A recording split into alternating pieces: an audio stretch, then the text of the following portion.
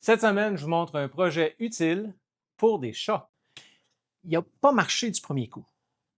Le support était trop étroit, d'à peu près 26 mm. J'ai aussi eu quelques difficultés avec les pattes. Mais ça arrive.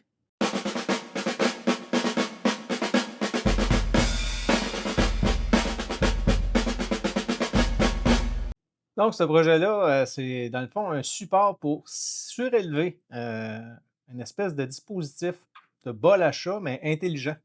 Dans le fond, le bol reconnaît la micropuce insérée par le vétérinaire dans le cou du chat, puis ouvre une section qui donne accès, dans le fond, à la nourriture du chat. Ce que mon ami m'a demandé, c'est de lui créer un support pour surélever le système là, de mangeoire à chat, si on peut appeler ça comme ça.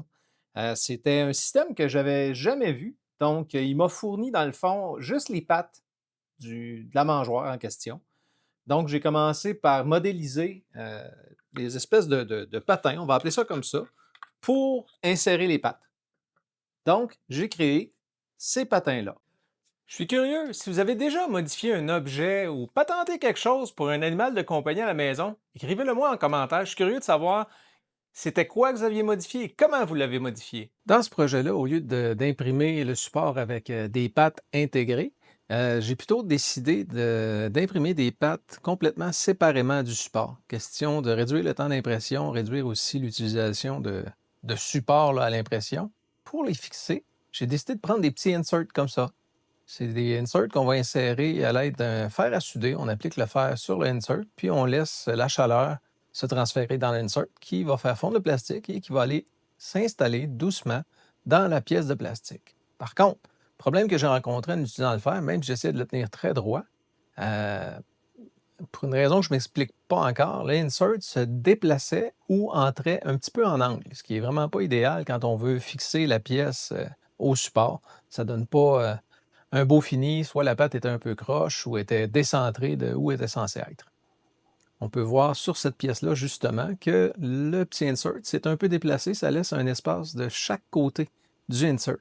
Puis, on ne veut pas ça. Pour pallier à ça, il y a un outil qui existe. C'est une presse pour les inserts. Et puis, j'ai décidé d'investir. Tada! Voici l'outil en question.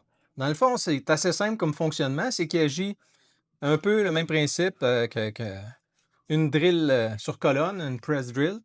Et puis, au lieu d'être une drill, c'est le fer à souder. L'autre chose que j'apprécie vraiment beaucoup, c'est que ce fer à souder-là, qui est un peu plus puissant que celui que j'utilisais, on peut régler la température. Donc, dépendamment du type de plastique qu'on utilise, on peut régler. Comme là, présentement, avec le PETG, la température idéale est située entre 240 et 260 degrés.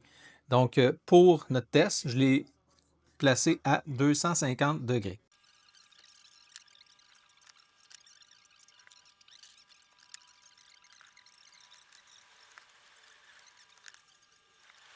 Si vous avez une pièce de brisée ou une adaptation un peu bizarre ou un problème impossible à trouver en magasin, passez sur le site elzaden3d.com, laissez-moi une description de ce que vous cherchez, puis on va regarder, voir si on est capable de réaliser ça ensemble. Mon ami est vraiment satisfait du prototype. Par contre, on a trouvé une erreur de calcul dans les mesures.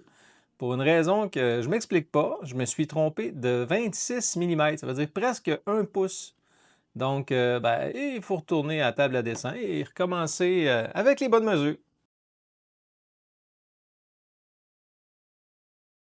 Donc, la version 2 a été faite. On voit que ça fait quand même une grosse différence. Puis, je me suis amusé aussi à faire des pattes plus petites là, pour voir la différence entre les deux.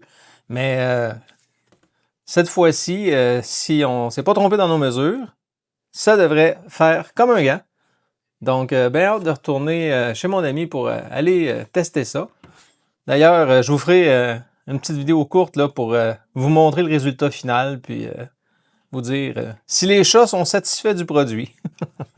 Laissez un j'aime, abonnez-vous, puis partagez la vidéo. Laissez-moi des commentaires aussi sur des idées de projets. Est-ce que vous aimeriez que je montre, ou même si vous voulez que je fasse un de vos projets. Ça aide beaucoup la chaîne, ça aide beaucoup l'atelier via la chaîne. Donc, soyez pas timide, écrivez-moi.